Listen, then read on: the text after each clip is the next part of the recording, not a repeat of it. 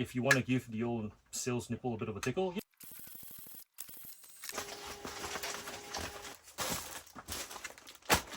Hi, welcome back to the channel. If you're new here, my name is John. I'm a full-time eBay seller based in Melbourne, Australia, and I sell used items on eBay to make my living. I source them from Facebook Marketplace, markets, I source them from op shops. I get given collections to sell on consignment. Sometimes I get given stuff for free just to sell because people don't want the hassle of moving their own stuff. So if you're into selling used items and you want to turn it from a side hustle to a full-time business, this is the channel for you. I mostly do toys, but I've recently started doing clothing as well. So today I figured I'd pack the orders and talk you through why I picked them up, what I've got, and hopefully you learn a thing or two along the way.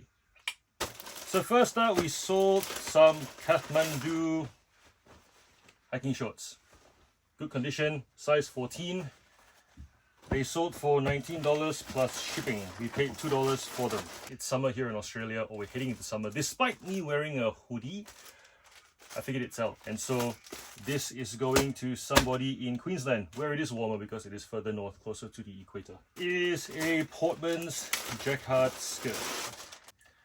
So the reason I picked this up was because I feel like there is definitely people who like more fabric and people who like less fabric. Every category, there's someone who likes less and will pay more for less. And there are people who will pay more to actually get more.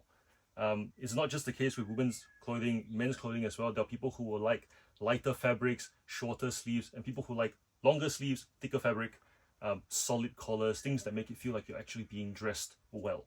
And so when I saw this, I was like, yep, this is definitely going to sell. It will be sold to someone who has that taste. This sold for $24.95 plus shipping. So for those of you who have not seen a video be posted in a while because I've been busy shifting my business around, might be wondering why I got into clothing when I'm traditionally known as a toy seller. If you watch this channel for the last 2 years, it's toys, toys, toys, toys, toys. I love toys, and I wanted to branch out into something that was drastically different from toys, to kind of give me an understanding of, I suppose, my capacity to process stock. So for example, with toys, it's very much process everything the same way, photograph the same way. There's scale, meaning if I take 10 cars, people know that it's a certain size relative to the bricks on my backdrop.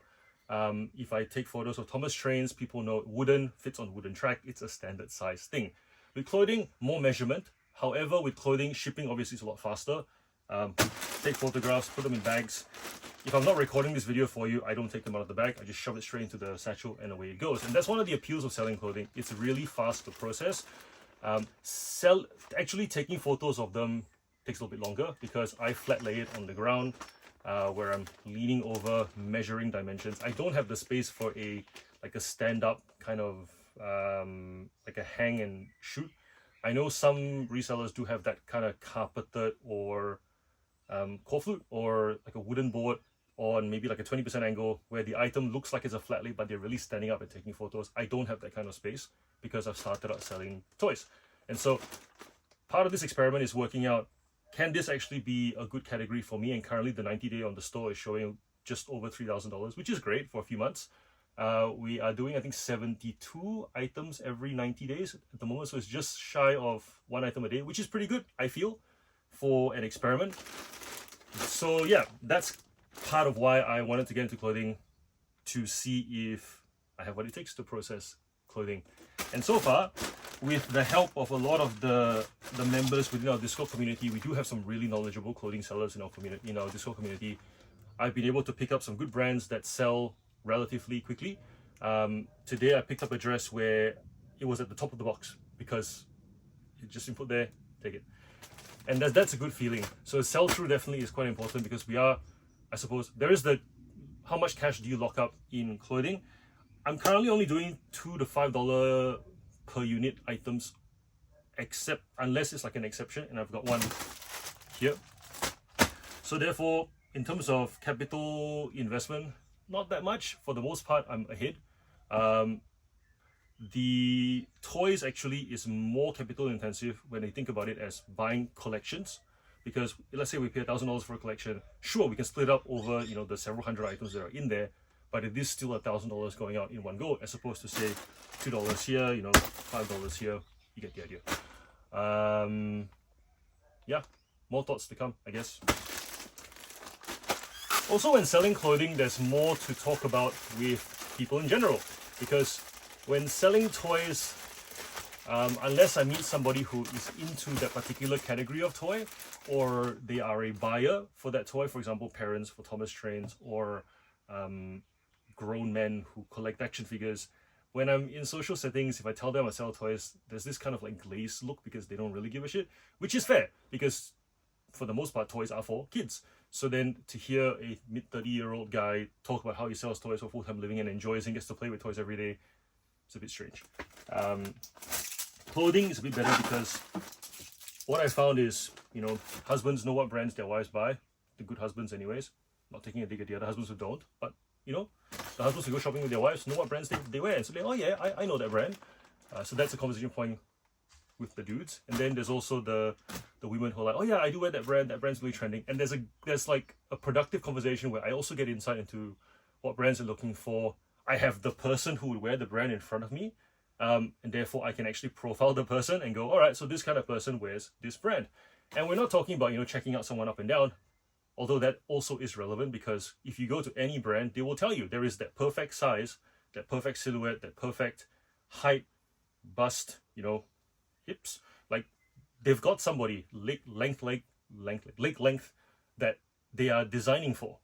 And that's every business. Every business has a target buyer or a target person who will buy their stuff. And if you go into any clothing store and you talk to the staff there, if you build enough of a rapport, they'll tell you that person doesn't fit our brand because we don't size for them. We have the number size that they can buy, but they're gonna have to adjust the, you know, the length of the skirt because it's too long, or they're gonna have to pull in the waist a bit because it's not intended for that size waist, things like that. So yeah, it's interesting to have real life insight, feedback. This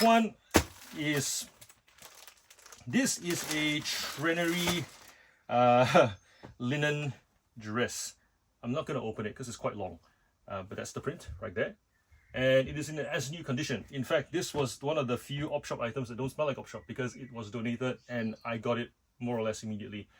Because at the places that I source locally, half of them know what I do, half of them don't.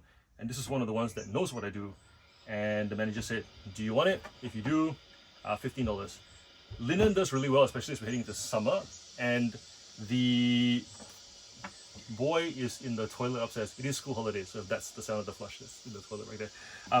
This one I knew it would sell for about $100, so I took a best offer of $70 just to move it on quickly. I've only had it up for a week. Should I wait longer to sell it for more? I could, but I only paid $15, and I had a voucher that gave me $5, and so therefore it was $10 to $70 in a week, which is a pretty good flip for anybody. Let people know what you do. There are two things that can happen. The first thing is you get a really awkward look, like how dare you sell the stuff that, you know, we intend for people who can't afford it to buy at op shops, or they might withhold stock from you. But for the most part, if someone has a shop, they can't really withhold stock from you. If you're walking in and searching through the racks and you're being respectful, even if they know exactly what you do, doesn't matter. You can still buy. They may not say hello to you, they may not talk to you, they might give you the cold shoulder, whatever. I've had that experience in a couple of the op shops near here where they'll ask me if I'm planning on selling these, and I said, yeah, we'll keep some and sell some, and then they just go super quiet. If you don't want the answer, then why ask the question? But it's okay, move on. And then there are those that once they know what you do, they recognize that you're more likely to buy than somebody else. They'll just keep showing you stuff. They're not going to give you a discount though, because they know that they also can make their money, which is great. So therefore, it comes down to me being ahead in knowledge so that when I'm presented things, I can go, yes, yes, no, no, no. That's okay. Because at the end of the day, the stuff that's coming onto the floor is stuff that they would sell anyways. You know, I'm not saying no and then making them feel like John's being picky. No, I'm just getting first pick at the price that they're asking for. Maybe I'll get a deal later on, but that's not my focus at the moment. The conversation I had with one of the managers was, and this was in relation to her saying that some people who they knew were resellers would come in and they would ask for deals after they built some rapport, and it felt dirty because it's like as if they were being friendly just to get that deal. But once they weren't given the deal, they got really awkward, they got defensive, they got all like critical, like, oh, that's not going to sell. And I said to her, firstly, that's not right. Secondly, they don't have the feedback that you do. You see people actually buying stuff in the store. To that point about, being able to size up a person and the brand that they wear, I would love to be able to physically see who buys my items, because that would tell me so much about the customer that I'm selling to. But instead, I've got messages on eBay. You guys know I do the upsell thing. I message my buyers. I talk to them on a regular basis to kind of learn why they bought from me instead of somebody else. Why they bought from me in Australia instead of the country that they're in. I want that feedback to learn about my customer so that I can continue growing my business to better serve them. In the physical op shop, the manager sees that. And so when a manager pulls out a rack and prices things a certain way, $10 for certain dresses that really on eBay don't sell that well, maybe for $20, a reseller might go, like, you don't know what you're doing. But in reality, people still buy in the op shop at that price. And sure, you might say there isn't that margin for a reseller, so that's why they're judging. That's one thing. But the more nuanced than that is the fact that there are people who buy with words, people who buy with their eyes, with their hands, with their nose. So when there are some items that when they put out onto the op shop rack, on the op shop floor, or when they're in a market situation, it doesn't have to be a great brand, but it could be an item that feels great in the hand, looks good on a person because it fits just right, and that's enough. The words don't matter. And the price for $10, reasonable. Whereas if you take that same item where someone cannot touch it, they cannot, well, they can see it, but they can't really see it, if that makes sense. They can't smell it, they can't try it on. And a lot of eBay sellers don't have good returns policies because they're afraid of scams. Understandable. If you're a larger seller, you might have returns as part of your system. You've got funds allocated for that. But if you're a smaller seller, chances are you are a no return store, in which case then the buyer is really buying with words alone. And there are some items that really don't sell through words, but there are some items that sell through words, but in reality, in real life, doesn't really pass the the touch, the smell, the eye test. A lot of luxury garments don't pass that test because there's just one tiny logo, a print that is really out there, but the material doesn't really feel that great. Supreme t-shirts, great example of that. It's a word, search by word, buy, as opposed to feel and touch and so on. You get the idea. So we had that conversation and formed that rapport. So then from that point on, when she pulls out a rack for me and I go, yes, yes, no, what she's hearing from me is, that will sell in my world, this will sell in your world. All of this stuff you think will sell in your world, but really, that's the one I want. This one will still sell in your world. No one's lost, everyone wins. So if this is a great kind of like way to help you have the conversation with wherever it is that you source your inventory, take it. Let me know how you go. This is a corduroy shirt jacket, I guess. It's Levi's. It's a sample piece that I picked up from a Savers for $5. And I picked it up because orange is a hard color to come by, and I acknowledge that whenever I buy orange or green or bright yellow, it's gonna sit for a while because not everybody wants to wear that color and not everyone is allowed. Like me, I want bright colors, but not everybody does, and that's okay. In my store, I look at it. The blues, the blacks, the whites all sell really quickly, and this stuff takes a little bit longer. So I've had this for, I think, I would have listed it. Good question. It's one of the earlier ones I listed actually. This would have been listed in October. Okay, so it's only been 2 months. Feels like longer, but yeah, this is what it looks like. Quite happy. It's a sample piece as well, which means that whoever's buying this is probably going to have a one of a kind. It has pockets, and there were times when I was tempted to not sell this and just wear it, but it's also not sized to my height. I would have much preferred if the shirt was lower because it is oversized. So this is my size shoulder wise, but it's not long enough. It's a bit of a shame. This is going to Germany. And whilst we're at it, this is your reminder to activate international shipping if you haven't already. Especially if you're watching this from Australia, we are one of the smallest countries for eBay, meaning that if you do want to make the most of eBay's reach and justify the fees that you do pay to eBay, international shipping. Otherwise, you'll be wondering, why is it that I pay eBay X amount % every single month for the limited sales that I get? It's because you're not maximizing the reach that eBay offers you. Simple as that. This is going to Germany, as I said, and Germany has a Lucid Act, which means that if you send items that are not in recyclable material, they will turn your package back. If you send items as a business, you have to be registered to do so, essentially committing that you'll do the right thing. So then for anything going to Germany, two things to do. Firstly, change your sender details to personal instead of business. So obviously, if you're making your labels in autopilot, you might not flag that, and then you'll have your eBay store name on your label. That's one reason it gets sent back if you're not registered. Second thing is recyclable materials only. So obviously the whole plastic satchel in a satchel thing isn't going to work here. We have to put it in a box and then tape it up nice and snug so that the moisture doesn't get to it. In terms of recyclable material, funnily enough, they'll let you send tape. So tape is fine, bubble wrap isn't. Satchels also a no, unless it's a recyclable satchel. So thankfully we've got some packing paper here that we can put the shirt in and then send it on its way. These boxes are 32 centimeters by 24 by 12. These come from Australia Post directly. They're not the cheapest boxes, but I like them because it suits a lot of my use cases. So for those of you who are wondering, should you buy boxes? Should you get boxes from tip shops? Should you just scavenge boxes? It really comes down to what allows you to work without thinking too much.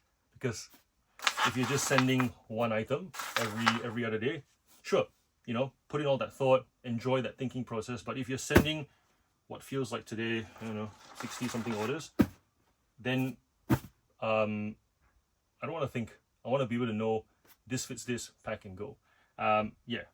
So these boxes are really good. I like them for the fact that they are also very sturdy, and they are the perfect size for if I have action figures. They fit in there. Marvel Legends boxes fit in here perfectly. And then in terms of clothing, like big jackets and stuff, if I take out all the air, they go in here a lot better as well. I don't like, it ends up being cheaper than sending in a large box, because Australia Post have like these large boxes here that I like, really good for bigger garments. But sometimes if it's light enough, this will do the job. And if it fits in here especially, it will protect it. So yeah, definitely check these boxes out. Next thing we're selling. These are volleys, and I don't like them. And I remember growing up in Malaysia, Nikes, Reeboks, Adidas, Puma, we had, when the kids got new sneakers, we'd compare them in the yard. That's what we compared. Soccer boots for the most part, like if you got Predators, you were the cool kid. And then you had the Nike 90s, I think they're called, Tiempos. Anyways, the pair that I really wanted was the, Ryan Giggs had this Reebok pair that he wore. There was a game he played where he scored that really good goal against Arsenal that had David Seaman kind of going this. Pass. It's been picked up by Ryan Giggs. York has made a diagonal run. The support in the centre as well. But this is still Ryan Giggs who's past Keogh, past Dixon. Because he ran along the whole left. I think it was FA Cup, ran along the left side, and then past essentially the whole team. If you're a soccer fan, you'll know what I'm talking about. Hit those Reeboks, and I had a pair in green, loved them. Then I come to Australia, right? And then I find out that these are what the cool kids wear. And I tried them on, I came out once, did not find them comfortable, there was no support, did not like the color of it, they just looked, but it's culture, right? I'm guessing if you go to some other countries, slippers might be a thing, thongs, that's what they were called here. So I've never ever thought much about these. Apparently they're really well made, and I've seen my friends wear them through a whole bunch of conditions and they last. So anyways, these are volleys. Sorry Australians watching this if you don't like the fact that I'm bagging them out. I'm about to say Vegemite, very popular. Everyone who comes here goes, ooh, someone said to try Vegemite. And so these are going to the States. They're not selling locally. I price them a little bit higher than the local prices, and they are going overseas because I have that activated. And so if you're one of the listings that are watching this and you don't have it activated, that's the reason why this sold before yours. But yeah, so Vegemite, anything Vegemite, make it international. Anything koalas, kangaroos, make it international, because people overseas like that about Australia. Vegemite, yellow laces. One of the members in our Discord, Becky, she somehow got Vegemite and she was sharing it with us on Thanksgiving, and she was like, oh my gosh, I tried this. Not sure I like it that much, but it's okay. Anything Australiana, international shipping. One thing I love about being in Australia though is how there is a strong focus on balance. Like this whole work-life balance thing. I love the fact that I can do this here. I can't do this in Malaysia. In Malaysia, it's way too fast-paced. Running a business like this would take more time because the roads are congested. It will be way more competitive, therefore margins will be lower. And also, there's so much to do for kids to be competitive, because it's study, get into uni. Hopefully your kid is the kid that becomes a doctor or a lawyer. It sounds stereotypical, but it's true. Stereotype of like Asian parents wanting their kids to be doctors. Right? It's like such a weird thing to have on your race. And the fact that here we can choose the activities our kids go to, you can gain self-confidence and respect for wanting to be the best at taekwondo, wanting to be the best at playing a Rubik's Cube. There's a club for everything here. There are sports grounds everywhere. I love that about Australia. I love the fact that I can come to work my way at this pace, go and pick up stuff on Facebook Marketplace, go and source at various op shops, off-peak, and the traffic is great. Not waste time being stuck in traffic jams. Come home, process the stock in mostly cool weather for most of the year in Melbourne, as opposed to Malaysia where it's hot, even with the air conditioning, but it's still hot. And then after that, the kids come home from school, spend time with them. That's really what this business has allowed us to do here. And yeah, very thankful to my folks for choosing Australia as the place that they wanted to bring us to for a better life. And if you're born in Australia and you're feeling like, you know, things could be better, government could do something better, my local council could, like, there's always something to complain about. All you need to do is to speak to people who have come from a different country, and you'll find that everything's a trade-off, pros and cons.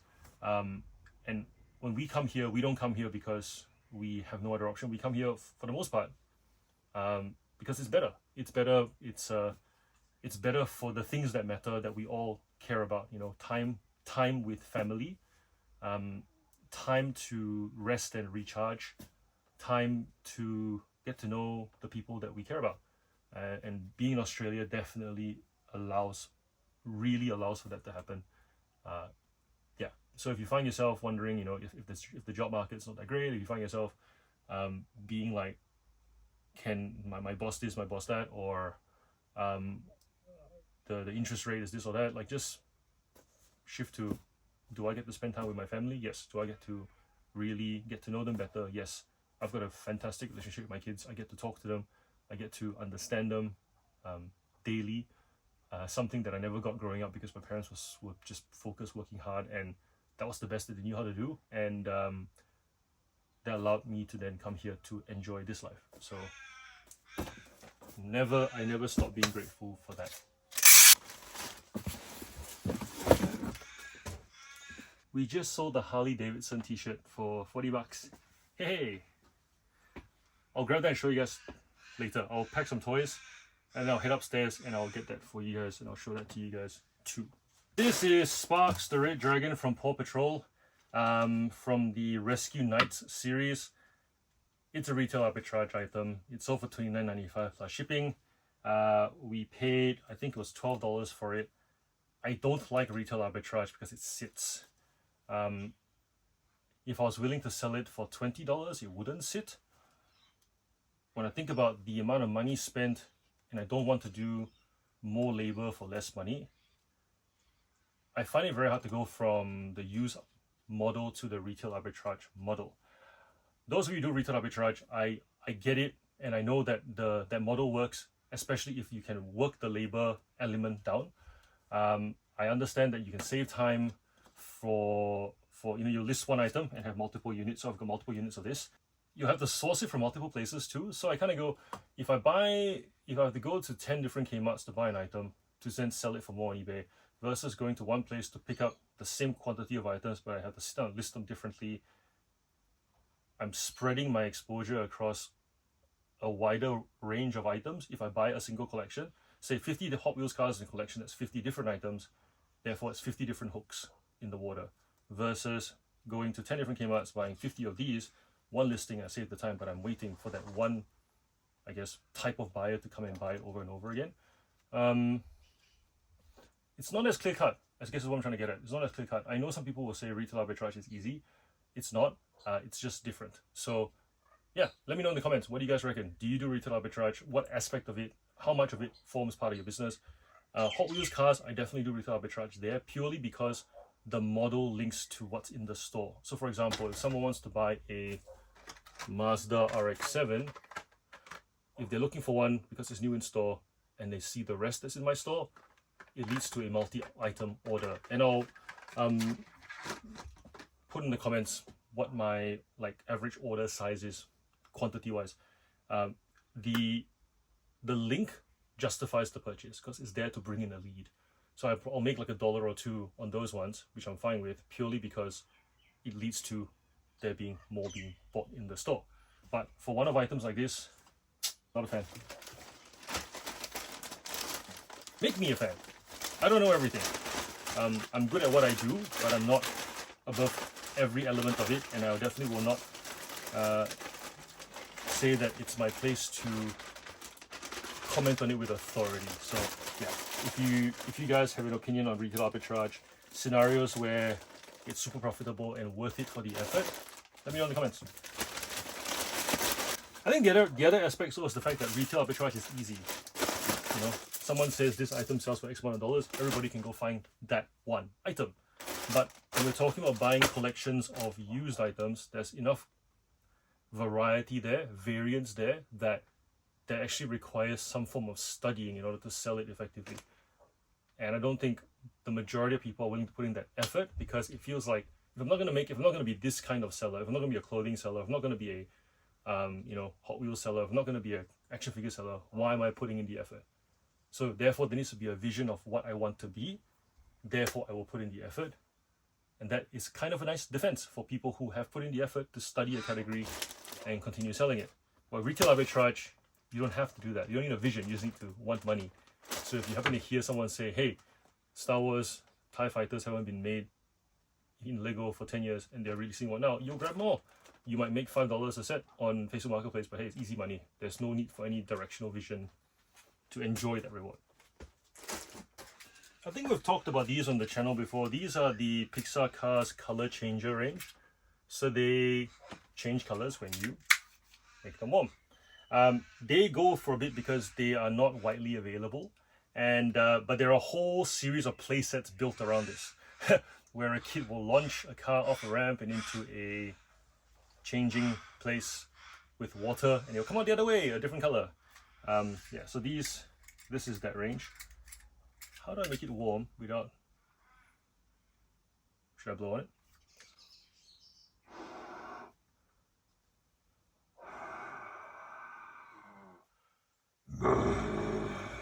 Alright, so dark purple on the back, lighter on the front. There you go. Yeah, so these cars normally, if they are the metal version, they go for the $8 retail. These ones are $15 retail. This one sold for $40 plus international shipping to the United States. Okay, so we have this soft side lorry. It's made by Ertl. ERTL. It is from Thomas, although you wouldn't think that it was from Thomas because there's nothing Thomasy about it, apart from the fact there's actually nothing about it that says Thomas except for the bottom that says Thomas the Tank. It would usually just be in any kind of like toy bin at the op shop or the thrift store that you go to. They are quite weighty, very vintagey kind of weight to it, not like the new Hot Wheels that feel very light. These ones sell for $15 to $20. I took 15 plus international shipping to the US. Be on the lookout for them. Back when the series was a lot younger, manufacturers used to make more elements from the show. So this would have just been like a random truck that is just sitting at the docks. But now, you know, with all this effort to make characters and stuff, it's very rare to find items from a franchise that are just items. So this is kind of the logic of this, which is why it tends to, I guess it's a bowler because no one thinks to look out for it. They think to look for trains with faces because that's Thomas. This, not really. Same with the Fat Controller's blue car as well. You can get the wooden range and the take and play range have his head on it, but the auto range doesn't. So if you're, same for all the fire trucks as well, the wooden range has like fire trucks that have names on the bottom of it, but if you don't know what to look for, you would just assume they're just random wooden fire trucks. You wouldn't pick them up. And not benefit from the good old Thomas tax. And there is a Thomas tax. Okay, this one is the Diesel Works. It came from a set called Percy and the Diesel Works. It's made of wood, so this bit is wood, this bit is wood, as you can see. The rest is plastic. You press a button, it makes the sound. I'll try and do it. I can't be bothered putting batteries in. Welcome to the Diesel Works. Welcome to the Diesel Works. Diesel 10. He's the sneaky guy with the grin. He's like the big bully in the show. Anyways, so this is the part where he lives. I've realized I can sell the whole set for $200 and the shipping will be expensive because it's a lot of wood, or I can take out the various pieces and let people build their own Diesel Works. And I've decided this is the better option purely because this doesn't cost that much to ship on its own. But the second reason is because if you have kids, you will know that telling them to play on the floor, they tend to just plonk themselves in one spot and don't move. Which means that if we're talking about trains, building a track on the floor, very hard to convince them to move around. And they get bored really easily. But if you put it on a table, they will move around the table because it's easier to move around the table and squat and look at things at eye level. It's very hard to look at things at eye level when you are already on the ground.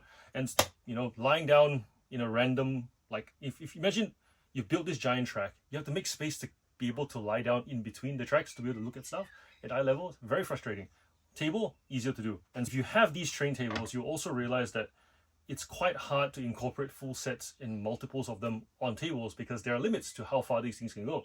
The wooden tracks are not bendable, so therefore there's quote-unquote like turning circle limits, meaning that if you use like the curved track, this is as tight as it gets. You can't go any closer, and so therefore parents will buy the full set, put it onto a table, and then realize, crap, I can't really add anything else to it. I guess this is now the Diesel Works table. Not very fun. Whereas if you just give them the piece that they want with the sound, forget what the rest that, you know, Fisher-Price decided that he needed to include to make it worth it. This is enough to make a kid happy. So this sold for $45 plus international shipping to the United States. Thomas wooden stuff, super tough. Therefore, very easy to ship. You don't have to like chuck this in the box. I literally can wrap this up in 2 layers of bubble wrap, chuck it into a large satchel, and it will arrive safely. So I like that about it too. Mercury Cougar. It is from the Heritage Classics range from 2009. So this car has been around for 15 years now. I wouldn't say it's mint condition, but it's pretty damn close. You can tell from any sort of like the corner prints, any sort of printing near the corner, cars get dropped. That's usually the first thing that scuffs, and you can tell. Very much unscuffed. And so this sold for, I wanted $19.95. I got that plus international shipping to the United Kingdom. Here's the math of how international shipping works and why I do it for low value items. Feel free to pause it so that it makes sense. This is a Maxi. It's a Diecast car from Rory the race car. I don't think much of this franchise. It's very big in the UK, and I'm guessing the US because this one went to the US. When I bought it as part of like a bulk lot, it was part of a bulk lot. I did not really expect it to sell quickly. Didn't feel the need to lower the price either because I knew that it was going to go overseas. So we've got the $9.95 plus international shipping and sales taxes to the United States. here's the math of how it works and why I am willing to sell low value items with more international shipping and still make a profit. 2 cars to the same person. This is what a multi-item order looks like for me. Exactly the same car, exactly the same casting. So if you can imagine, if this was exactly the same car as well, that would lead to that plus this being bought together. That's kind of that's my strategy. When I have multiple stores, and those of you who have watched the multiple store account video, I'll link it somewhere. That's the logic. When someone comes to a place and they want to buy a specific genre of thing, category of thing, whatever the thing may be, but it's specific, they're more likely to buy multiple, thereby reducing the need for you to keep listing items hoping that they sell. You know that items will move in volume because they're there for that. It also means that when I'm shipping items out, I am not just packing one item at a time, I'm packing multiples. I'm also reinforcing to the buyer that I am the place for them to get multiples of the thing that they're looking for. Which also then means that I need to keep learning about my buyer to know exactly what they're looking for, the progression as well from what happens after this. Do they go to larger cars? Do they go to different kinds of muscle cars? Does a collection that has this also have XYZ models of cars? In which case then, can I source them? If I can, I must list them and list them together so that these buyers that have saved me as a seller on eBay will see these collections come out together. And this happens regularly. I'll list out a bunch of items together and the regulars will buy them, which is cool. So no guesswork. That's the thing, right? The biggest frustration with selling anything online, we've talked about at the very beginning, very little feedback because you can't see who's buying your items. You can't talk to them. You can't judge their face. You can't see their body. You can't do any, there's no physical feedback. And to not know why something does or does not sell is very frustrating because it can feel like madness if you're doing work over and over again for little to no outcome. Building a store that gives you an outcome that you can then build upon with more feedback to then get more outcome is the opposite of frustrating. That's my experience with eBay. If you find the eBay experience frustrating, hang around. We talk a lot about these concepts in the channel membership area as well. Every day I write a blog post in the community tab on the channel where I go in depth into various concepts, various frameworks around how to improve your business. It's $3.99 a month if you want to pick the cheapest option, or if you value my content and you appreciate what I do for the community, there is a channel champions option for $9.99 as well. I appreciate you being here. That blog is daily and we cover things like this, going in depth, so you don't have to watch a long video to get good stuff. You can just turn on your phone. If you're in a rush, every morning you'll get something from me, and the members who are there do engage with these posts as well. So occasionally we also have a discussion around the thing that is posted up. This is Scarloey's coach, which is weird because Scarloey is maroon in color, but yet his coaches are cream and light blue. This sold for $24.95 plus shipping. There are people who buy carriages because it fits an aesthetic. They don't just buy it because it fits a character. So understanding the reasoning for why somebody buys something, very important, which makes me comfortable listing this individually. Whereas at the very beginning of this whole Thomas store, I would accumulate stock just to match them up. If they weren't matched up, I wouldn't get them listed. There was this concern of if I list them, then what's the point? Well, now I know. People still buy them. So keep learning. That's what I'm saying. Keep learning. Keep pressing your buyers for insight. And they'll happily tell you too. They'll happily tell you why they bought from you. They'll happily tell you why they picked your store. Because you're curious. Very few people genuinely very few people will rebuke you for genuine curiosity. Because if you're genuinely curious about something without the pretense to judge, without the ulterior motive to try and find out a secret or to try and get a competitive advantage or one up over another person, if you're genuinely just curious as to why something happens, people will tell you. And because everybody wants to be known, just as how you want to be known. If you say to me, John, I don't want to be known, I know you're making an assumption. Nah, you don't want to be known by the wrong people. That's really it. You don't want to be known by people who will take advantage of you. But if somebody says to you, I genuinely want to know why you chose your career. I genuinely want to know why you think medicine is the best way for you to serve the community, and you're allowed to open up and share that, and for them to listen and understand and go, I've never seen it that way before. This is mind-opening for me. Thank you for sharing. Thank you for your time. I feel like I understand you better now. Who doesn't want to be understood? So be curious about your buyers, genuinely curious. Ask them the dumb questions, and you'll find that you will learn so much more than you thought you knew. These are Paw Patrol True Metal figurines. They are slightly larger than Hot Wheels cars, so they don't fit on Hot Wheels tracks, but they have that weighted kind of metal feel to them, and some kids do like that from a sensory point of view, rather than big plastic toys. Also, these are really compact. You can chuck 10 of them in a handbag and go to a cafe, and kids will love having that as a way to keep them entertained. So this is Tracker, the Australian dingo, I guess, and this is Everest, snowmobile. These two sold for, hold my breath, $32. So $16 each. Is that the math? What did she pay? Yep, 16. And the common characters are selling for $10 each. They do retail for $8. Usually you can pick them up in like collections of Paw Patrol stuff.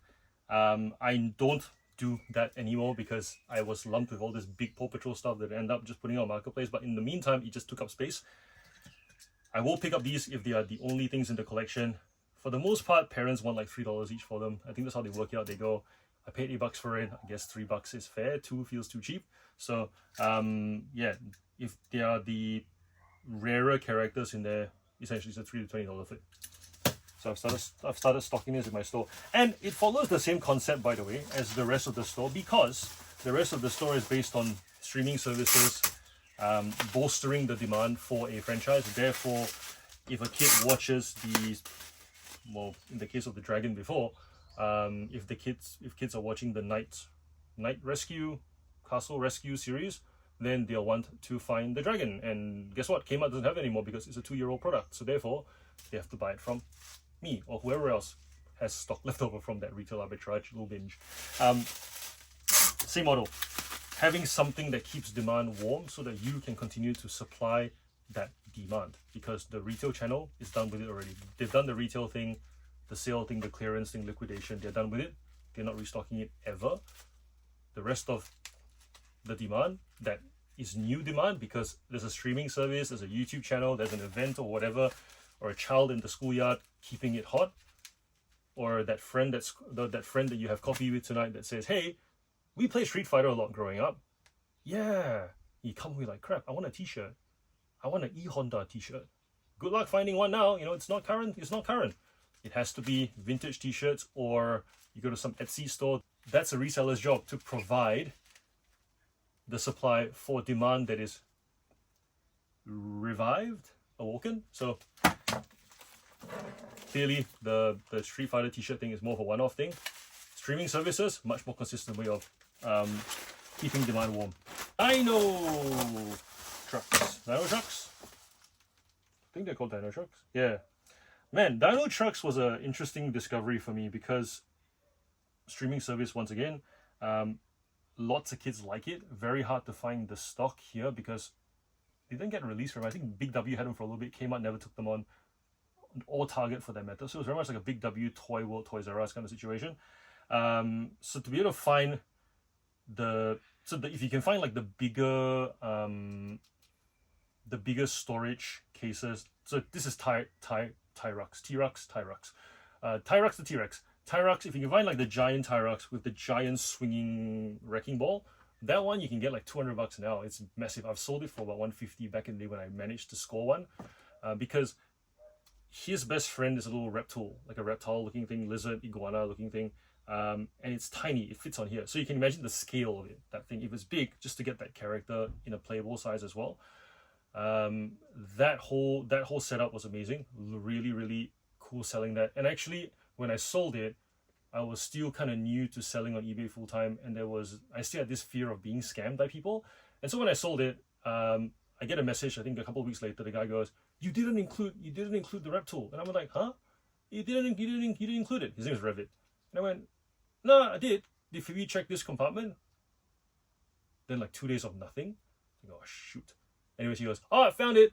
So essentially this T-Rex guy, right, has like a bunch of flaps like in here and here, and there's like a wrecking ball that you can put stuff in. And I put it into one of the compartments that it fitted in nice and snug. And he didn't think to look. So I was like, oh man, I'm gonna lose like $150. But thankfully that wasn't the case. And now I don't have that fear anymore, because I look at it as every business goes through, I suppose we'll call it a journey, progression. At the start, it's like, oh my gosh, everyone's out to get me, everyone's gonna take advantage of me because I'm small, fair. But eventually you get to a point where you're a big business, you have a process for returns, you know how to reply to people questioning you in a professional manner, people questioning you emotionally, and you reply in a professional manner, and it's all just part of a day's work. It doesn't ruin your day anymore. I've got a model kit that I sold twice. So now I've messaged the buyer saying, I don't have it. I would love to offer you another kit if there's another kit that you like that I have in stock. Otherwise, I'll refund your offer in full. That's it. You know, mistakes happen. And if you are matter of fact about it, you're not trying to be defensive. Most buyers are quite understanding because they like it when you fix their problems. And so if you do get buyers who are emotional, they want you to fix their problems. Not everyone's unreasonable. Not everyone's as Australians call them, a numpty. You know, not everyone's a dipshit. Like most buyers just don't know what to do now because the tools are not in their hands. You know what I mean? So therefore, if you just come to the party, reply messages really quickly, and don't avoid them, don't get scared, don't sleep on it. Just be professional and say, I'm sorry, because you should be sorry, and genuinely mean it. I'm sorry that this has happened. How can I fix it for you? And what you'll find is most buyers, just by that alone, the rage, if the rage is at a 10, it drops to about a 5. And sometimes at that 5 level, they don't really want a resolution anymore. I sold a blouse, like a Portman's blouse. It was, I think I sold it for $14.95 plus shipping. It's one of those like loose kind of chiffon material blouses. And I'll see if I can find the photos, I'll put it up here. The buyer said that there was like some makeup stains on the collar, I think, or maybe where the buttons were. And I just said, I'm really sorry that I didn't pick those up. It's a white garment. My feedback rate, I need to do more. I need to do better with white garments. I normally pick up these things, but I guess because the lighting just didn't stand out. How would you like me to solve this for you? I definitely have room to improve. This was, I think, a couple of weeks ago now. No reply. And that's not the first time that this has happened. It's most buyers just want to be acknowledged. And that's, I suppose, meeting them halfway enough that it happens, mistakes happen. So if you're at that point where it's like a gripping fear, don't let it be. Tackle it head on and deal with that emotion, that feeling. And what you'll find is that you will be okay. Also, if you have difficulty crafting what to say, come join our Discord, because in our Discord, we have members who are very good at doing that. Oftentimes, we'll be in the Hangout, and the Hangout just being the voice channel that we work in together. Not doing it now because I'm here with you guys, but we've got the cameras on, or not, if that's not what you're into. But essentially, there's audio, we're talking, we're working together, we're sharing about it. Someone will say, hey, I've got the situation, I don't know what to say, can someone help me out? And usually, one of several people, should I name them? I won't, I'll leave it a surprise, little secret. They'll go, dear sir, dear madam, da da da da da, and they'll just provide their script. And usually it covers everything. Thanks, they'll copy and paste it, and it works out. Surprise, surprise, because when someone gives something thought and it's professional, it works.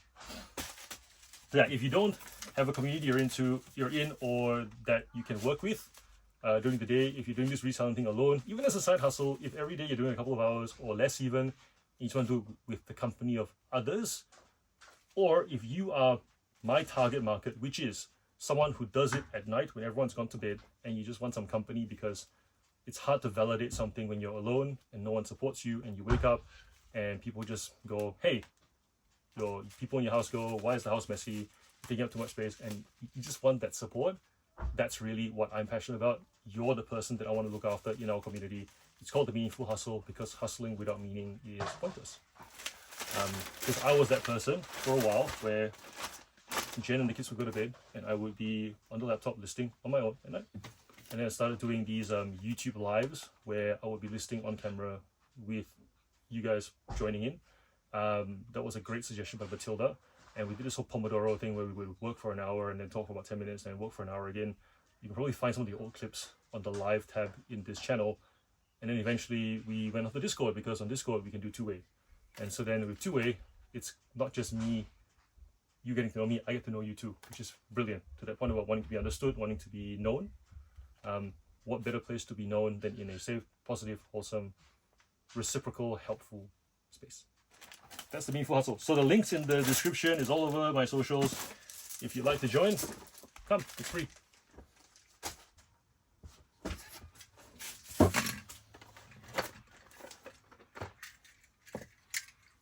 Two Pixar cars sold to the same person.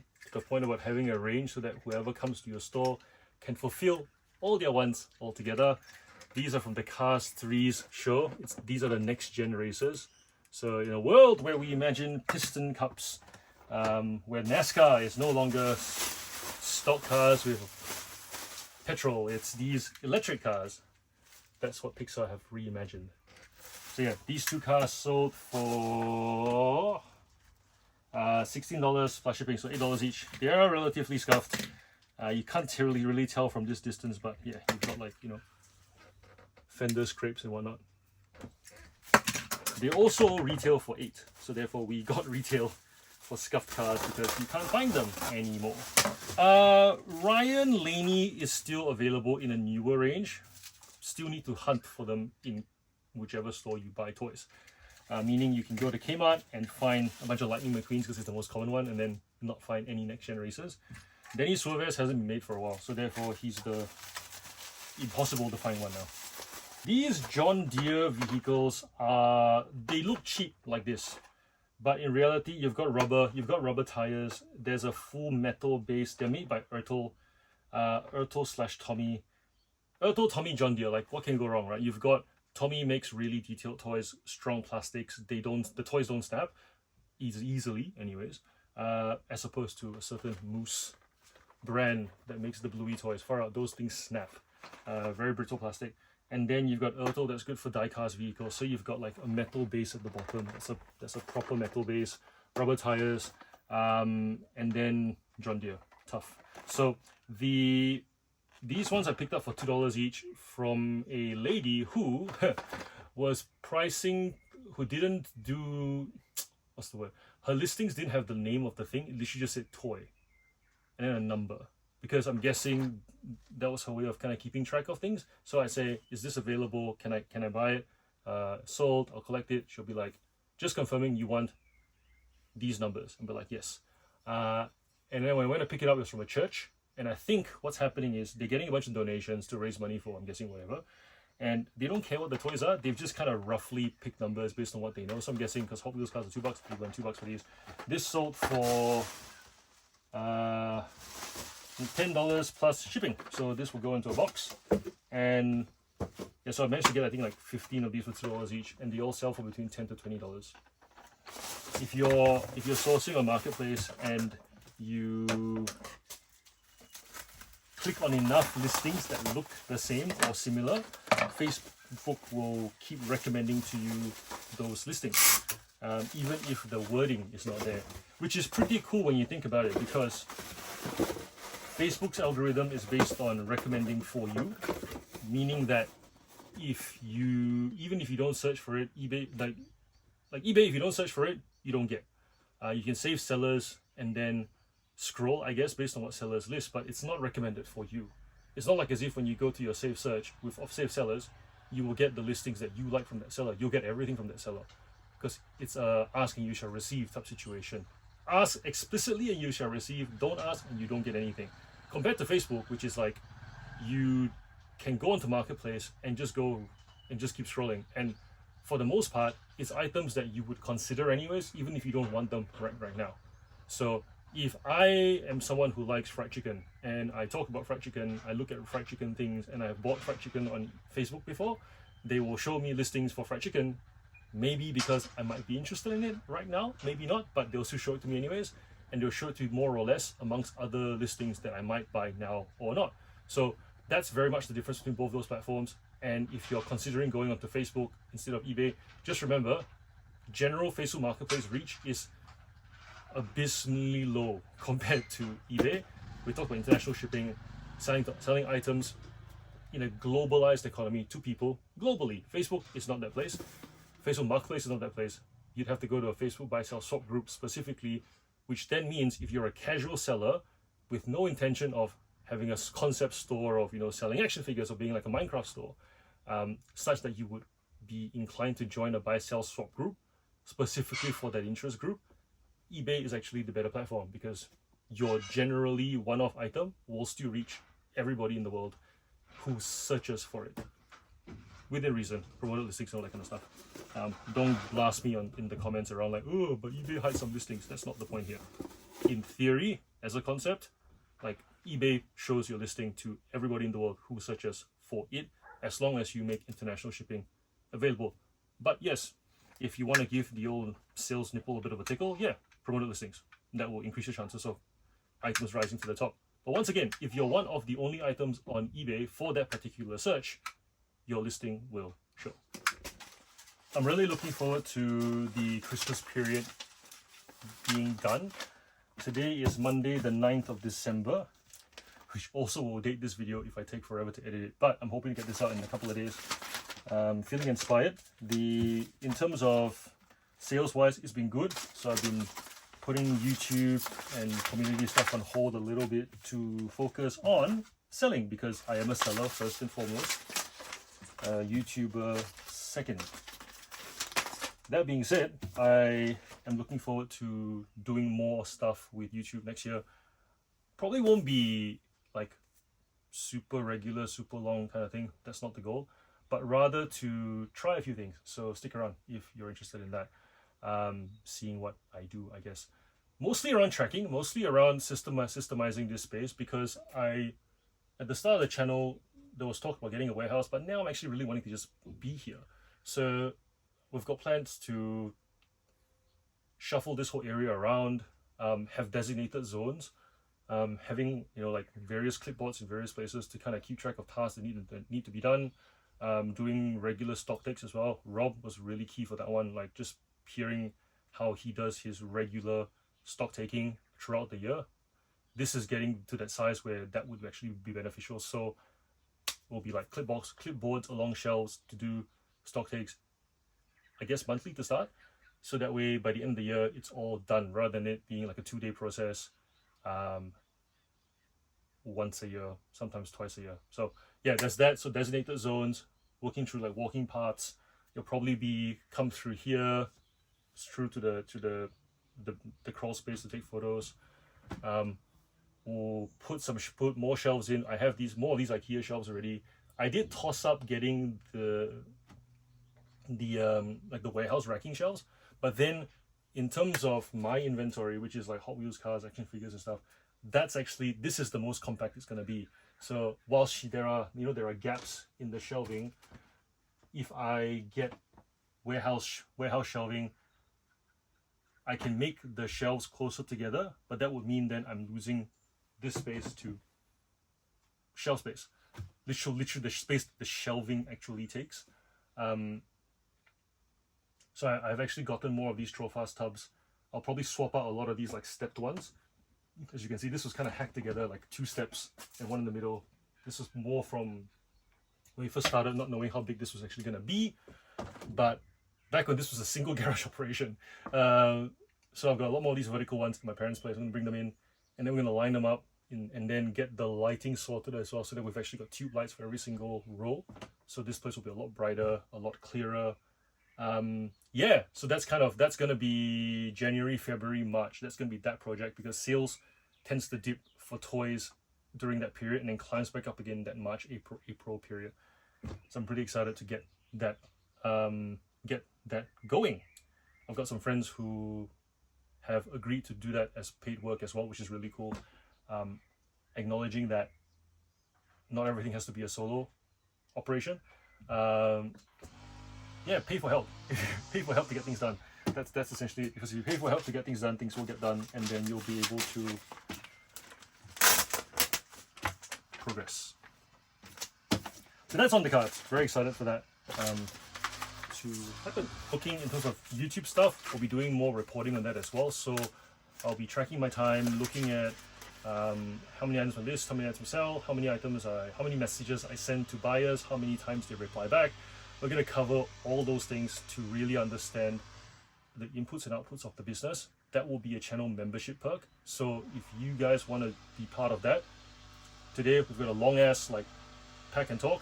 This will still happen every so often, probably not clockwork, but when it does happen, it'll be solid like it is today. And then the regular stuff will be in the membership space around the reporting, so that I'm essentially building tools, I'm trying the tools, and you guys can work with it if you want to as well.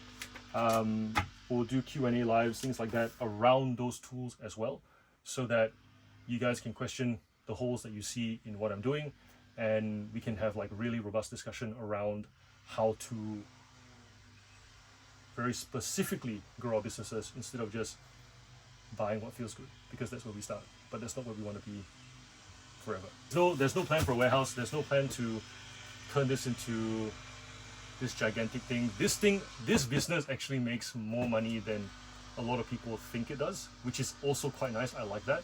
I like the fact that this that I still can actually double this business within this space, because that's reselling. There's so much stock available to buy, there's so much stock to sell, there's so much reach you can get via eBay that if you just get off YouTube for a moment, where people say things like YouTubers share stuff, therefore that category is going to tank, that doesn't happen. Like, it happens with retail arbitrage, because I've already pointed out earlier on in the video that it's a single item, everybody can go to it, but we're talking about pallets, we're talking about bulk lots, we're talking about actual categories that require studying to sell. The sharing doesn't really affect it at all. If anything, it just increases the activity, and where there is an increase in activity, there generally also is an increase in demand, because people start to realize, hey, I want that stuff. Think about it. How do you think the buyer of that vintage t-shirt got there? Because they saw another vintage t-shirt, and they saw two more 2 weeks ago, and that activity validated the desire to then contribute to the activity. You get the idea. So big fan of having an abundance mindset, big fan of believing that, you know, get in there, really study categories and sell them in niche stores. So then I will be talking through the multi-store strategy in detail in the membership space as well. Listen, bought 2 trains. It's funny, I recognize the name because it's quite a unique name. These are not retail arbitrage. These were from a competitor, and they worked out to be about $5 each. This sold for $40, and they bought another one, a different variant of this, for $49.95 a week ago. Christmas season, these sell. So I've actually held on to these for about 7 months now, and then started putting them up only a month ago, just before Christmas, because that's when these things usually sell. Otherwise, parents are usually happy to buy used, because there's no reason to pay the new premium, other than being able to wrap it up. I used to ship this in boxes, but then now I put them in bubble wrap in large satchels, and they still arrive in pretty much the condition that I sent it in. So that makes it a lot easier to fulfill as well, instead of having to find long skinny boxes, which are quite hard to find. As you know, with Australia Post boxes, the larger the sizes get, the fatter they get as well. So if I can send it in a satchel, I'm very happy to be able to do that. Speaking of Thomas, I noticed that in Kmart, they no longer stock Thomas stuff, or they do online, but a lot of the shelves are becoming more and more empty. I don't see it as a signal that the category is dead. I don't think Thomas will ever die, but it does mean that there is one less place contributing to the demand. You know, when a kid watches the stuff on the telly, it's easy to say, yeah, you know, they'll go to eBay if they can't find it in the shops. But I don't think it's that simple. I feel like if retail cannot move the item, the kids are not there wanting the item the same way that if they can see it in the store and mommy has to say wait, mommy has to say no, mommy has to say next time. Retail presence is important for us, and so when I look at it, I go, it's a good kind of like opportunity to divert my attention away from Thomas into some other categories. Thomas, at the moment, we've got, I think it's still what the highest 90-day total store out of all the stores. At the moment, it's sitting just under 22,000, but I haven't really put much effort into it. I've been doing more on the action figure store and the Hot Wheels store. Collectively, they do close to 35k every 90 days. So it's like, I don't want to lose it yet, but at the same time, I don't feel the need to fight for it either, if that makes sense.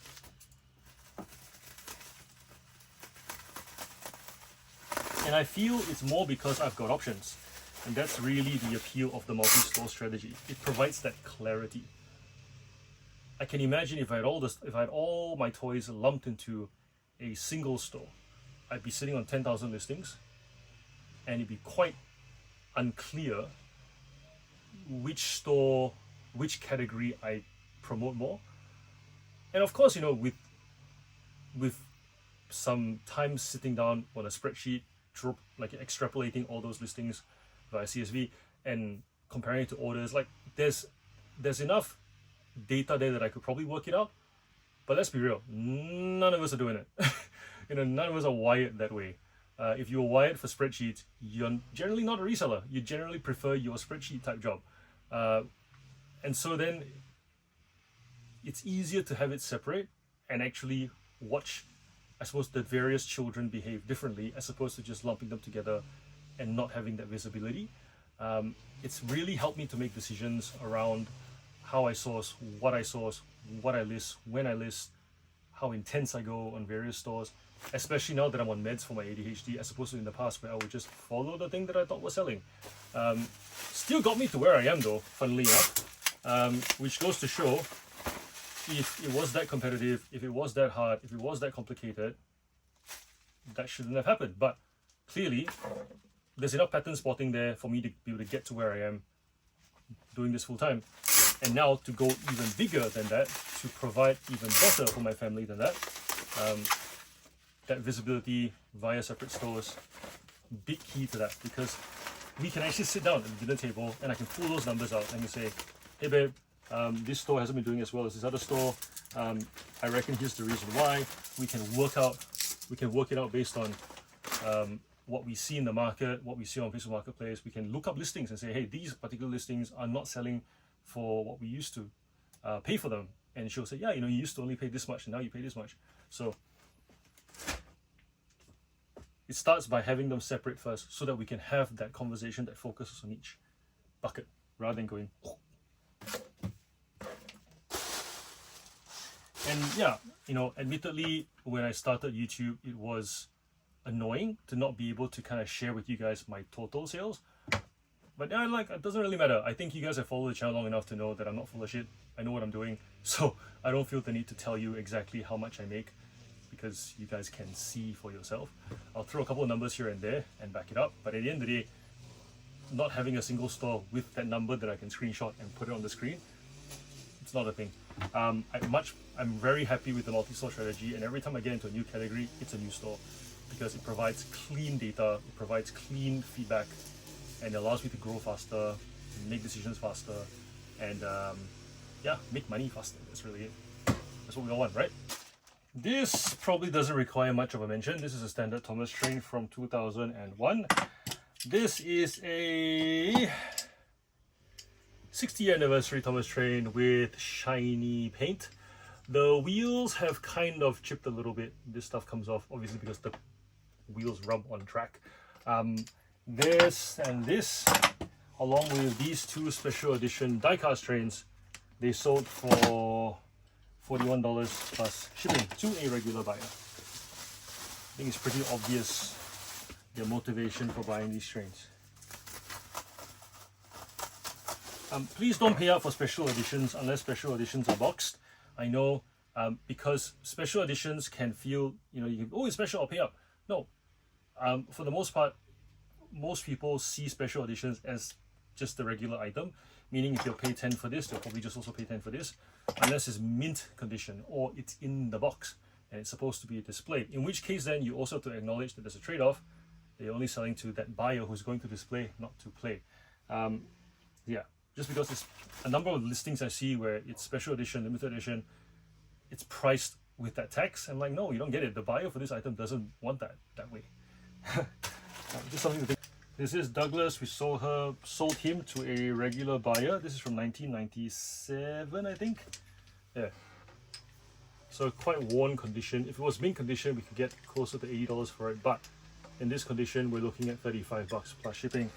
Sold to a regular buyer who only just bought from us last week. So I'm guessing this is one of those. But you said you would. Oh, I forgot. Okay, I'll buy it now. This is a Plymouth Roadrunner. It's made by M2 Machines. It's very detailed. And in order to make it detailed, they also use a lot of one-off plastic bits here and there, which then makes it quite a hard thing to ship, which means that more bubble wrap and just making sure that all the bits are there. So with Hot Wheels cars, usually it's like one big piece of metal. This is a matchbox. And then maybe there's like a plastic attachment on top. So like 1, 2, 3 for the interior. Whereas for this, you've got a lot more intricate detail inside, and it's very easy to just flick a piece off, flick off a a decal.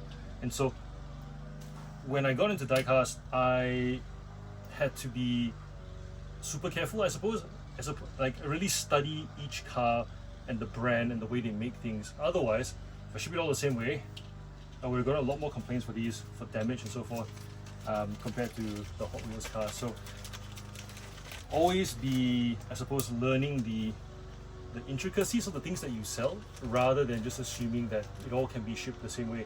I'm not saying that you guys are like that. That's not what I'm trying to get at.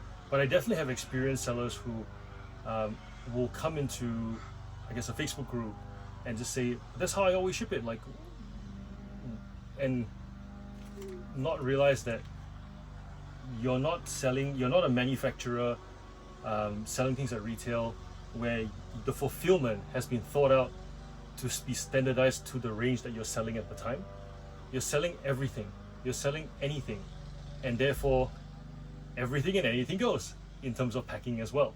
And just being able to recognize that and doing it and understand, and then going, do I want to keep packing this item this way, or do I not ship this item anymore because I don't really want to put in the effort to pack it? Instead of going, it's how I've always shipped, it's always been safe, and being defensive.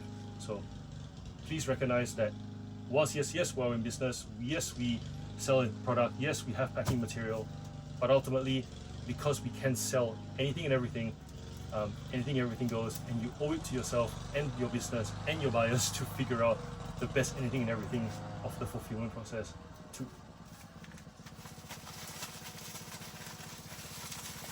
So normally I would wrap this in really tight bubble wrap, but because I want it to be able to have some sort of wiggle room as well, I do it a little bit looser, very tiny adjustment. And that means that when the car arrives, it has had a chance to move, but not be pulled by the wrapping.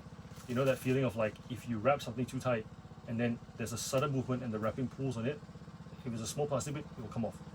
This won't happen if I wrap it this way.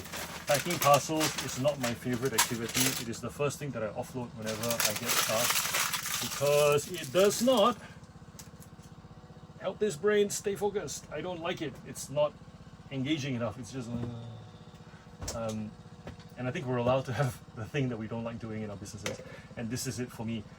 Making this video is making this more interesting because this part is the variety. So, but I'm at the point where I'm just kind of like, I want to move on to sorting stock and taking photos and listing. I have loved selling muscle cars, not something that people like to get into, because when people get into Hot Wheels, oftentimes they go for like Japanese cars, European cars, and there's a good premium there. Very few people actually get into the muscle car category. So this one sold for $10 plus shipping. The cost to me was $2. I bought a large collection from a lady who was liquidating her dad's estate, and this guy not only bought the cars he liked, but he also bought multiples of them. So then I kind of had the whole retail arbitrage benefit of like list one, multiple quantities, as long as the cards are in similar condition. And to be honest, even if the cards are not in similar condition, I could have listed them anyways. But then I would not get the buyer who buys for the card. So therefore, I wanted my attention to that detail to be a reason for buyers to come back, and that has been the case. So yeah, whilst not a $2 to $20 situation like a lot of the Japanese or the European cars, 2 to 10 is still decent, and I'm quite happy with that. So look for that middle band. I think in whatever category you're selling it, there will be a lot of people chasing the bolos at the top end, and there will be the people who don't know what they're doing at the bottom end. There's usually a really big gap in the middle that you could make a good lot of money on. That's really how I became the largest Thomas store on eBay for a while, because there were the collectors, and then there were the people at the bottom who were just selling bulk lots.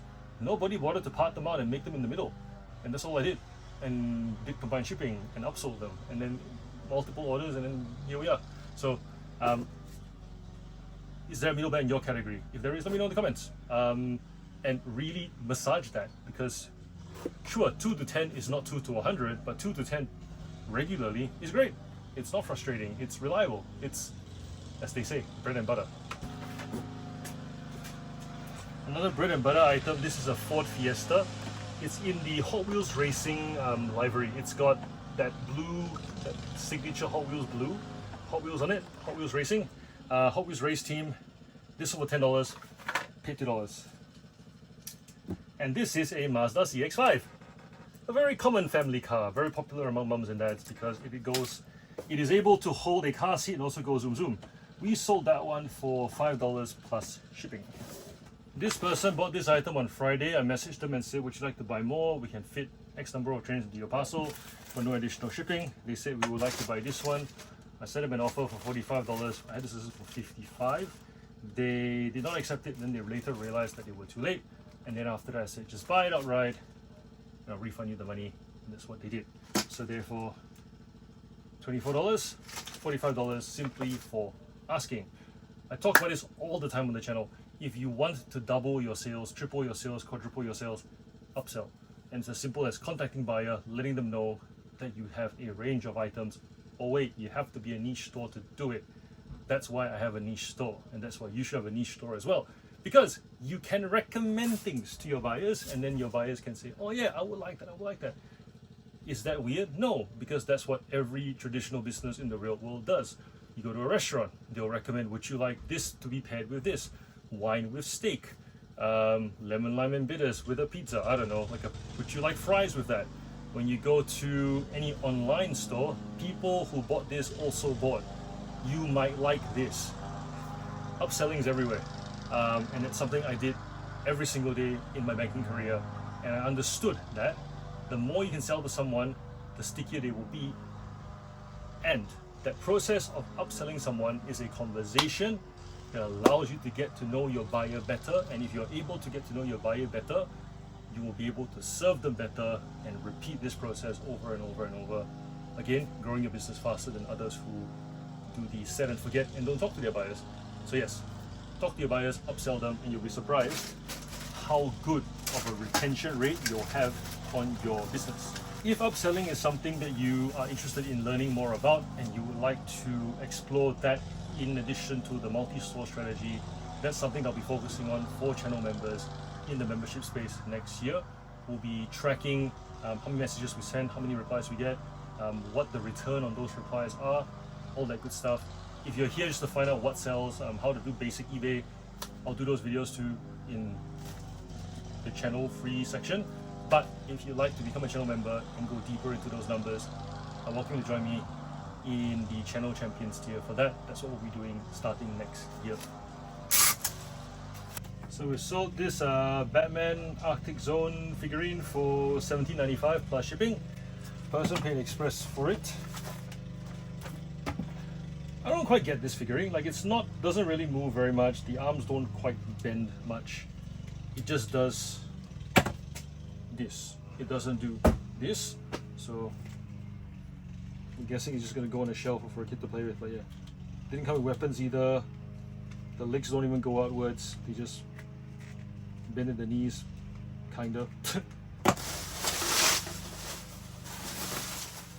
As a general baseline, figurines that don't bend the hips or the shoulders outwards, they go for between $5 and $10. The moment they can have more articulation, you're looking at between that 10 to 30. And then if you're looking at fingers and stuff, you're looking at 50 to 100. But yeah, obviously it comes down to desirability as well, and how long it takes for certain figures to sell, because not everybody wants every figure. And also figurine manufacturers have this tendency of making the minor figures as well as part of build a figure, meaning that you have to buy, if you want to be able to build the extra figure that comes exclusively as part of a range of figures. So imagine there are 5 figures where, imagine there are six parts. You got the torso, the head, 2 arms, 2 legs, right? You have to buy all 6 figurines to get the various parts to make the exclusive figure that comes with that range. That means you also have to buy the random minor figures that come with that body part. That's how manufacturers of action figures get you to buy the minor figures, and I guess contribute to the activity and grow the franchise. Maybe it leads to comic book sales, maybe it leads to more attention, watching various series on Disney Plus or whatever, massaging that demand. It actually helps us as resellers as well. Even though I don't like that tactic, but you know what? At least I'm not having to do the work to do that massaging. Ben 10 Ultimate Omnitrix, dual disc Omnitrix. This one I got as part of a bulk lot from a guy called James, Flip for Fam. Lives around the corner from where I am. James, we have definitely we haven't doubled money on that lot yet, but we're getting pretty close. So thank you so much for selling me this lot so I can actually learn about the category. And this one sold for $60. Happy with that. Didn't require too much work to list. It was just put batteries in, see if the thing lights up. If it lights up, great, it works. And then research which variety of it is. Shipping also very straightforward. Pop in the box, and away it goes. Ben 10 is very popular in South America, which is annoying because a lot of the South American countries don't let us ship toys to them. Brazil, I have to remove them from our destination countries, or just let them buy and cancel and tell them. And they usually understand. They'll be like, yeah, I had a funny feeling that this is gonna happen. So it's like they know. So I guess there's this kind of like list release kind of thing happening with stuff that goes to that region. I would like to be able to sell there eventually again. Hopefully they will. Apparently, I think I heard it has to do with contributing to landfill. The fact that we ship these items in, then it contributes to their increasing amount of waste, and they don't like that, and so then they are saying we keep everything to local produce only, which I can understand. And the worst part about international shipping, fine, you get the reach on eBay, that's all great. We talk about the pluses. The minuses is you never know when something gets sent back until it gets sent back, because there is no alert system to let us know when certain conditions have changed, and no one's gonna build that either, because it's not a tool that will apply to everybody. So you can imagine if somebody found all the various custom codes and decided to give it to you, a user, pay a fee every month, and you select the codes that are relevant to you so that when they change you're notified of it. That requires you first knowing the codes, which most of us don't bother. Only big companies do. It's actually just easy to send an item and get the custom officer to go, no, we don't allow this here, return to sender, and then for that one buyer we have to then explain ourselves, sorry, blah, blah, blah. You get the item back, you now know the reason is that you can't send it, and that's your notification to go and learn the code that has changed. So I think that's because that's the case, and that's what most people do, most businesses do. You just have to accept that when that happens to you, don't get frustrated. That's just normal. And that's how you learn. And then once you learn, you take to a Facebook group or a Discord community like ours, and you just say, hey guys, I've just found out that I can't do this anymore. If you sell this category to this country, just be mindful of that. Everyone's like, thank you. And then you soak up all that dopamine for being the person who found out first. Okay, this is a Mega Bloks. It's a Mega Bloks Jackal. I'm still learning about all the Halo figurines. You guys know that I've sold the McFarlane ones. This is Mega Bloks, so it's tiny, fits on Lego. Well, here's a Hulk minifigure for scale. This one sold for $15 plus shipping. If you are gonna sell Mega Bloks, franchise matters. Very, like, you'll have a hard time selling Mega Bloks, the Lego, adult Lego equivalent of Lego, like adult equivalent scale Mega Bloks in bulk lots. Whereas with Lego, there's a following of, you know, how much it costs to buy a kilo of Lego, certain bricks, certain minifigures. There's a whole market for it. Mega Bloks not really, unless it is a popular franchise like your Pokemon, your Call of Duty, your Walking Dead, Halo. So this is part of a variation listing that I've got. I've picked up multiple lots of Halo Mega Bloks before. I've literally just gotten rid of the blocks, $20 for a big tub. Doesn't sell because I can't be bothered reassembling it all. Whereas with the minifigures, they do quite well. So yeah, and variation listing is fine because they don't vary in condition that much. Meaning if you can identify multiples of them and just put it up, and people can have that drop down and select the characters they want. Helps with combined shipping, leads to multiple orders. You get the idea. So something to look out for sure. Mega Bloks minifigures.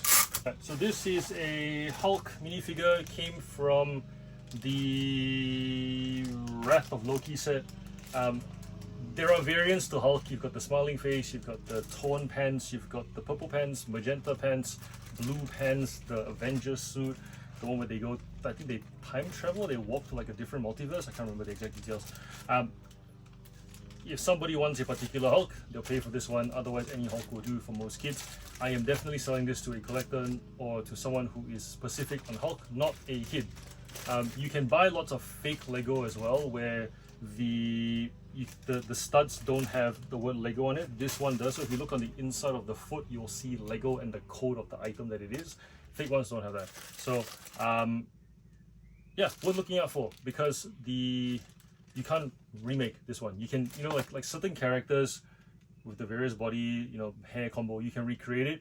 Back in the day, you know, if you wanted a pirate, you would find something that looked piratey, and then you'd get a guy, his head, put it on top, get a pirate hat. Like, you could make it up, whereas this stuff you can't. It's Lego have done a good job making unique or custom figurines that you have to buy because you demand it, because they've created that that hype around it, you know, with all these various licenses. So yeah, Marvel minifigures worth keeping an eye out for and selling. $23.96 plus shipping. These rescue bots are very bread and butter. When I first saw them, I was like, really, this is it? This is Grimlock. The bike, Grimlock the dinosaur, Grimlock the bike. But kids love them, very easy to transform. Parents love them because kids that age struggle with the stuff that is all fiddly. Fiddly, but like this kind of stuff. I've got a whole pile of them up there. You know, it's very easy to break off bits, and especially when the bits can come off. Like, fancy fine, picking up the one transformer with bits that don't come off. Imagine this was a ball joint and a kid snaps it off to go, mommy, mommy, and then the parents will have to pop it back in. Kid pops it off again, mommy, mommy. It's annoying. So hence, these rescue bots are really good. They sell for $14 to $20 each, when if you buy them at Kmart, you're looking at between $12 to $15. So even in used condition, you're looking at retail price. And then if they are sought after characters, you can get even $30. Like Blades, for example, sells for about $30. High Tide sells for $60, the big one. So do keep an eye out for them. They are simple, they look dumb, but they sell.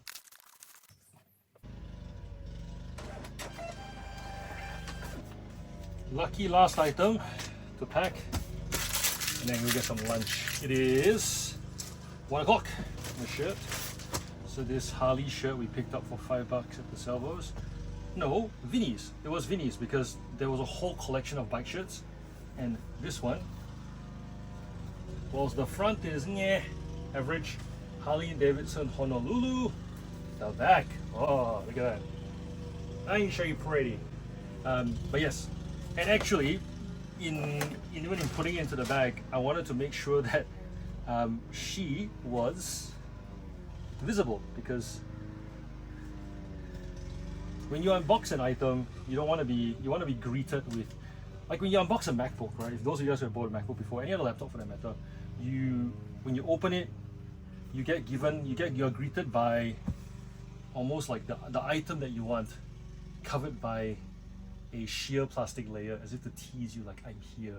It's cheeky and it's clever and it works, and it helps the buyer to feel like they know why they bought the item. And so put it in like that, so when they get it, excitement builds from the start. Been very happy selling in the clothing category. It's definitely been an exciting learning experience. It definitely hasn't been a chore. I wish that for every category that I get into and every category that you get into. I don't ever want to, be that reseller who does it because I need the money or I'm desperate to find a way to make money. I know that life sometimes places us in those circumstances, and it's very real. I've been in that situation where I've had to liquidate stuff to be able to provide for basic things. But that's not what I want for you guys long term. You know what I mean? And that's not what that can lead to a certain mindset that, if we don't keep it in check, ends up just being our default. I want you guys to, even if you're at the start trying to figure out how to get money, great, hustle, get some money in. But once you have a little bit of money to work with, really start to ask, what do you enjoy selling? What do you enjoy fulfilling? What items do you enjoy processing? Which categories do you enjoy selling in because the people that you come across make you feel joy when you sell it? There are definitely categories that if you go in there and start selling, you will feel like a sheep among wolves. I don't have to list the categories. You guys know what I'm talking about if you've been in that situation. There are categories where in clothing, if you start selling it and you join certain communities, you'll feel very Devil Wears Prada because you're new and you don't know your stuff, and then people are curious. Curiosity leads to joy. Always be curious. Don't be judgmental. Be curious and kind. Just be genuinely curious and find categories that allow you to be curious you. And that in turn hopefully surrounds you with people who love what you do, are excited for your progress, who want to learn from you. I think about when somebody is new and they feel super protective of all of their knowledge, and when they go into a room where people want to learn from them, if their default is that I need to guard this, otherwise I don't have enough to sell, people who genuinely want to learn are made to feel like threats.